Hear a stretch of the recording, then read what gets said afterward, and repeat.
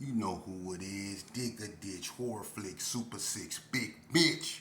And I'm kicking in those, roll three O's, and I'm bringing two H's, one ones. We Vegas Suns, the Meadows, Chronicles. You already know what it is. Sideways slang with it, Bolo Yang with it, Hubba Dub man with it, on Dubs with it, quit it. Welcome to another episode of Vegas Chronicles with your man, horror flick, Big Mitch from Super 6. You already know what it is. Today, I'm going to do like I do every time, you know what I mean? Shout out to everybody that support my small platform, man. I'm doing what I'm doing, you know what I mean? And I'm doing it my way, you know what I mean?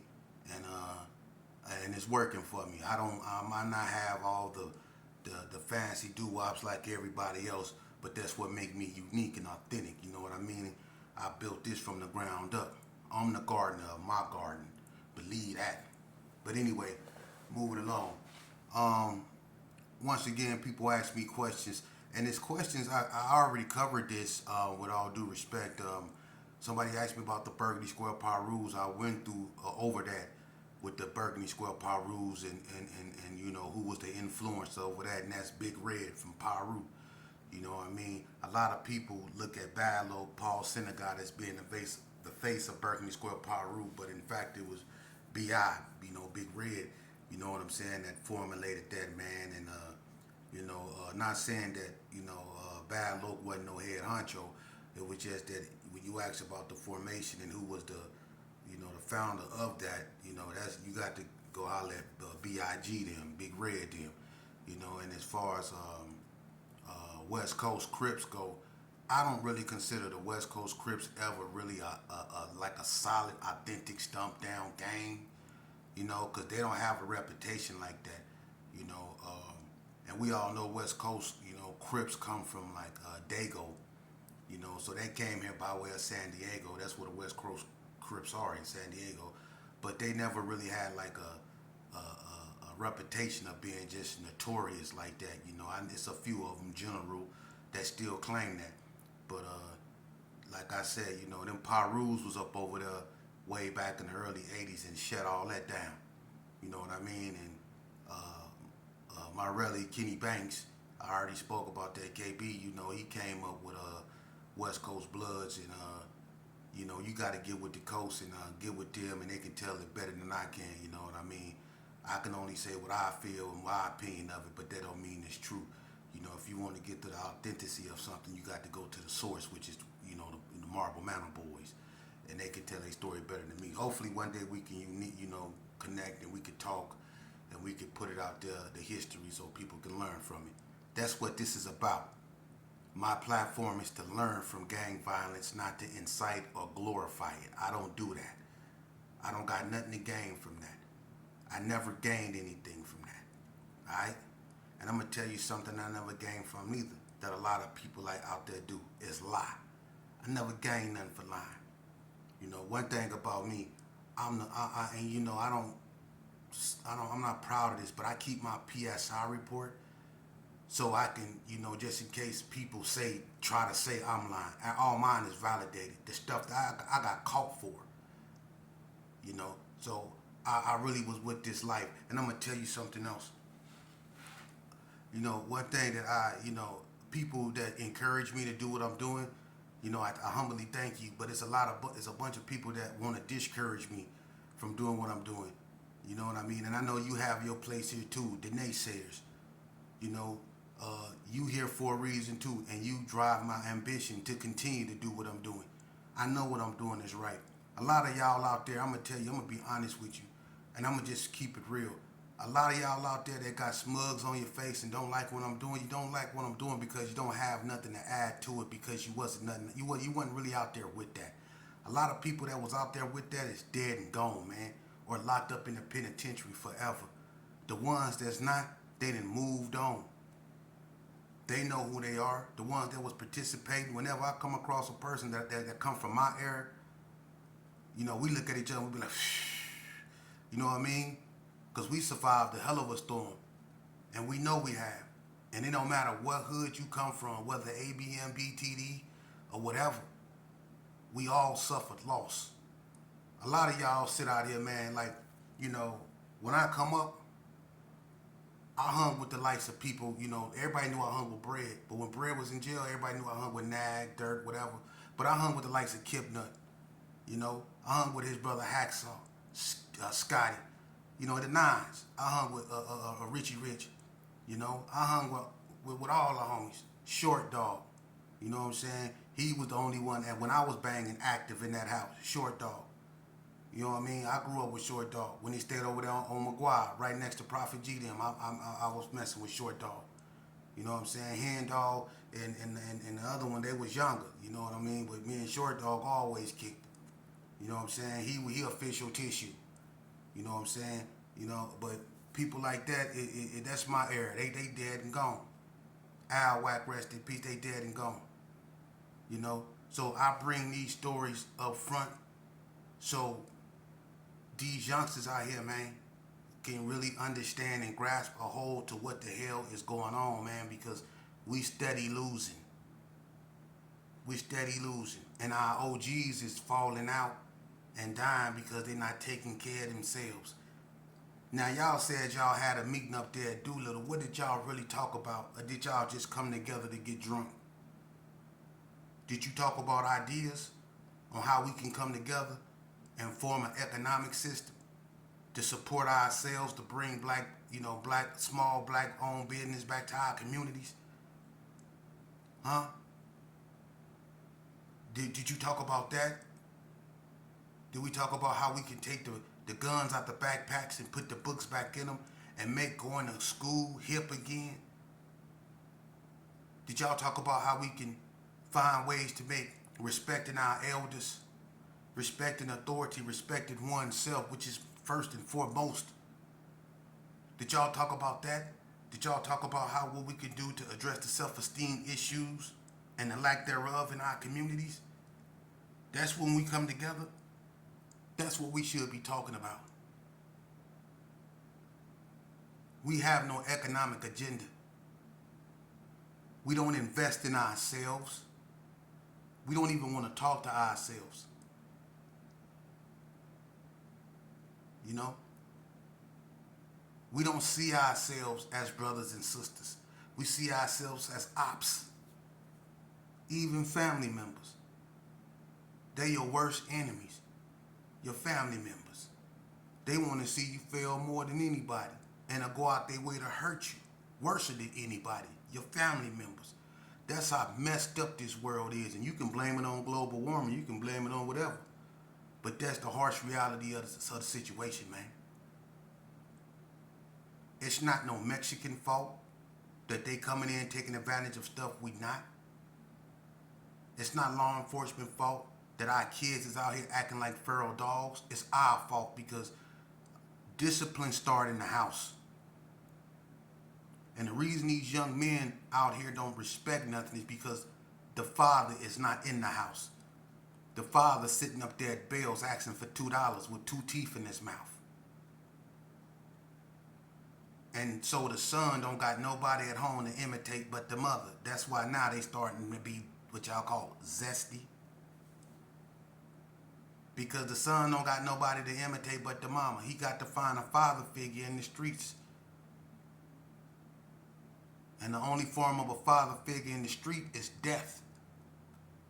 Because that's the only place the streets is going to lead your child. Is to death. Trust and believe that. And to all y'all that's so fixated and just can't seem to get out this possessive state of homism.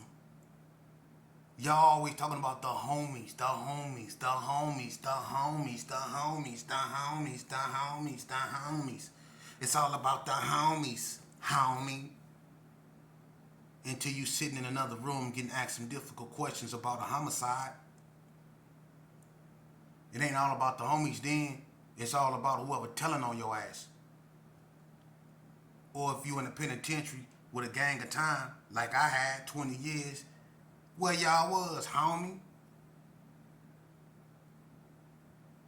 It was supposed to be about the homies. That's the last thing you go hear from is a homie, homie. But that's what y'all so out here clung to, this homism. You scared to be an individual. And you know what? I see that a lot in prison. When I was in prison, there was a lot of cats out here. You quick to bust, but when you get in the penitentiary, before you have to fight, you'd rather lock up. You'd rather put a knot on the side of your shirt and walking around and call yourself Alicia before you knuckle up. But out here, you quick to do that. See? Homie. You know, I'm going to tell you something, bro. I'm going to tell you something. The only homies you got in life, homie, I'm going to keep it real with you, is the ones God gave you. Your sense to taste, smell, hear, see, feel.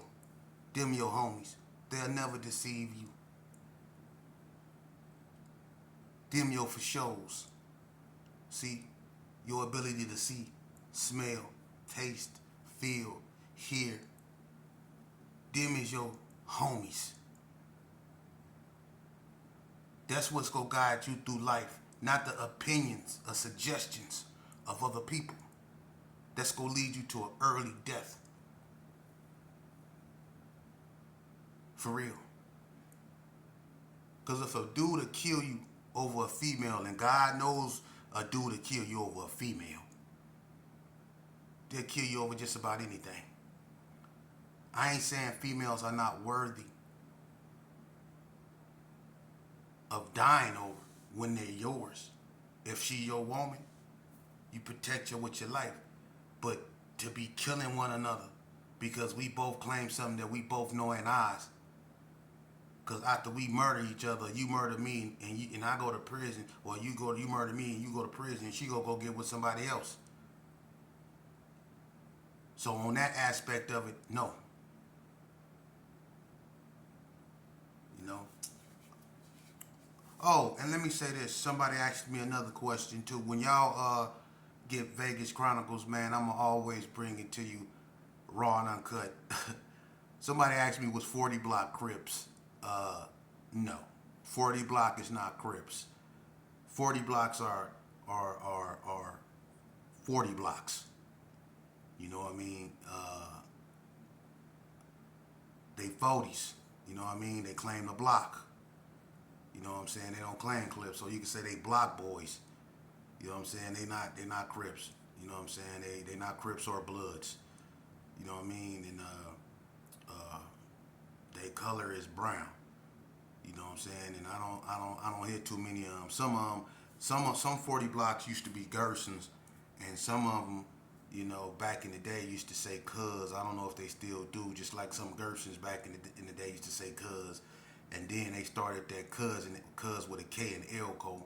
And for that started in Elko. Goose Dog them, Tim McCoy them started cuz with a K and Elko back in 88. Cuz with a K. That stuff come from Elko, man. So know what you saying and know what you claiming. You know what I mean? Just like a lot of y'all didn't even know that it was 40 Block that was the first one that was putting B420 on the wall. And that's supposed to be, I think, like North Las Vegas, some type of North Las Vegas murder code or something like that. But they was put B420 when everybody was putting B187. B187 is not Las Vegas. Remember, people was putting C187 for Crip Killer or B187 for Blood Killer. That's California stuff. That's not Las Vegas stuff. 187 is not Las Vegas murder code. But you used to see that on the wall everywhere. B187, C187, stuff like that. You know, and that goes to show that there was more Cali influence, because neither one of, 187 is California murder code. That's not Vegas murder code. You know what I'm saying? But 40 Block was the first one to put B420. You know what I'm saying? And 420 was being used by 40 Blocks back in 1989, before it was a marijuana thing or a rap group or whatever. The 40 Blocks was saying B420. Anybody know that? That's from that era.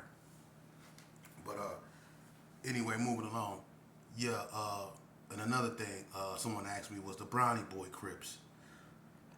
They used to be, the Brownie Boys used to holler Brownie Crip. They used to holler that, which was ridiculous because it just didn't make sense. Y'all wore brown. They just I can understand if y'all wore blue and brown, but the wear brown and claim Crip is weird to me. So I never understood that. But when Junebug took over, they wasn't saying Brownie Crip no more.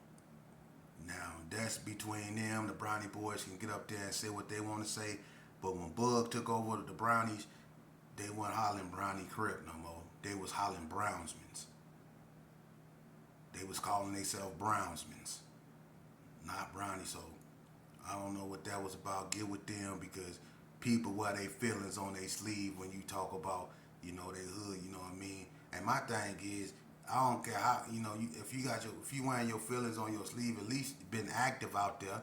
A lot of y'all just sit back and talk. For real, man. And it's funny to me too. It's real funny to me how some of y'all know goddamn well y'all gangster didn't go no further than riding your brother bicycle, drinking a bottle of Cisco with a S curl you got from Super 6 in your damn head. That's as far as your gangster went, and a bunch of y'all know that. You are not active like that, man. Getting into it with your mama and running out the house like you mad at everybody. That's not putting in no work. Just you got into a argument with your moms because you hanging out with the homies too much and your grades are failing. That don't make you no gangster. That make you a troubled child who need a foot in his behind. But that's what a lot of y'all was, and then y'all grew up and think y'all OGs. You was better off taking your behind to school. For real. You know, and then a bunch of y'all sit back with beer and get drunk talking about, I know some stuff. I know stuff that I used to be this. I used to lying like you weren't doing nothing but what you doing now. Drinking. And lying. Drinking and lying. Look, man. Let's stop. Let's put all this petty stuff aside, man, and let's really put boots to the floor. You know, I calling all OGs where y'all at. Let's get at the youngsters. Let's really go at them and talk to them without no alcohol. Let's bring ideas to the table. Y'all can keep the Don Julio and all that other bull crap. Leave that at home. Let's bring ideas to the table. Let's do that. Let's really bring ideas to the table because we losing our matriarchs and our patriarchs, and they leaving there with broken hearts. They is, because everything they worked so hard for has crumbled right in front of their face, and the children, great grandchildren, they watched generations, our patriarchs and matriarchs that's leaving there. They watched how we've destroyed ourselves beyond recognition. They don't even recognize us. They don't. A lot of them don't even speak no more. Everything that they worked for, that they fought hard for, the Ruby Duncans, the Miss Wesleys, the Willie Anns, the Dorothy Ann Davidsons, the Nora Jeans, everybody who moms, and we all have moms that was activists. That's one thing about Vegas. Our mamas out here, they got active. They shut the strip down. They got active out here. So my thing is, a lot of them don't speak no more because they seen all that hard work just get totally destroyed. Everything that they built, they risked their lives for us to have. We desecrated it. We have. We desecrated it the moment we start desecrating ourselves by killing ourselves. We gutted them. A lot of our mothers died with broken hearts, and they still leaving. They fear for the future of the young black male and black woman. They fear for the future because we ain't producing no leaders. We're not. We're not living long enough to produce nothing but statistics. And that's a goddamn shame. And you want to blame it on everything but where it's at, which is in our backyard. We the cause of it. Not the police, not the ambulance, not the dog catcher. We are. We the ones running around with Dracos. We the ones making music, glorifying it, saying we smoking on our ops. We the ones got gray hair on the internet arguing back and forth with each other, talking about, nigga, I'll put a bag on your head. And all that. Pull up, and all that. With gray nose heads. We the ones on the internet doing that, but we want to blame it on everybody else. That's a goddamn shame. And you wonder why our elders are leaving here with a broken heart. They undoing everything that they worked so hard for. Y'all not paying attention. They stripping your school of everything. They undoing everything. You scream Black Lives Matter, you scream George Floyd, but you're not screaming nothing now over there in Memphis and Alabama and St. Louis where they blowing their heads off every day. You're not screaming Black Lives Matter. You're not saying nothing. Where's the Al Sharptons, man? Where the perm at, man? Where Reverend No Action Jackson at? Where all your leaders at, man? They done made $80 million up off black blood. They not up over there in Chicago. They not up over there in Memphis. They ain't over there in Alabama. It's crazy, man. It's crazy. And so many brothers got these platforms that can reach millions of people. And instead of using it to bring awareness to situations, not awareness to the point to where we got to bring more fear into our communities. That's all we do when we get up on here and we act like feral dogs. We just putting more fear out there that what they say about black people is true. Stay away from them. Look how they act. People watching y'all argue. And then they watch y'all arguments turn into violence on the internet. People getting killed on the internet. People sitting back watching y'all act like this. But then you cry and you demand respect. Now, I ain't trying to get off course and I ain't trying to preach to you. I'm telling you the truth, man. The only thing you ever been a victim of is self-infliction. The only thing I ever been a victim of is self-infliction. I put myself in the situations that led me to the penitentiary. I put myself in the situation that led me to smoking sherm. I put myself in a situation that led me to carrying weapons that I used to hurt people, my people, people that look like me. Wasn't no skinheads chasing me, wasn't no Ku Klux Klan hunting me. I was hunting people that looked like me and was being hunted by people that looked like me. Now that's the truth of it. That's the truth of it. And it's the sad part. We don't want to admit this. But how many times have we been in our so-called neighborhoods and it's been white folks that didn't walk right past you? Right past you. They wasn't bothering you, you wasn't bothering them. But you didn't ask them where they was from. You just walked right past them. Right? But how many blacks have y'all done walked past that y'all didn't know in the same sense? But you didn't give a pass to. You end up beating him within an inch of his life, or even worse. Think about that. Think about that. But we want to claim we victims. We want to be victims. Come on, man. Y'all remember at the end of the school year at Western, Bonanza, Valley, Clark, wherever, how the gangs used to go up there at the last days of school and jump on everybody? Y'all remember that? Remember when the Gersons in the 60s got down at Western behind Big Craze and Loot All? Y'all remember that? All at the school with it. Let that marinate.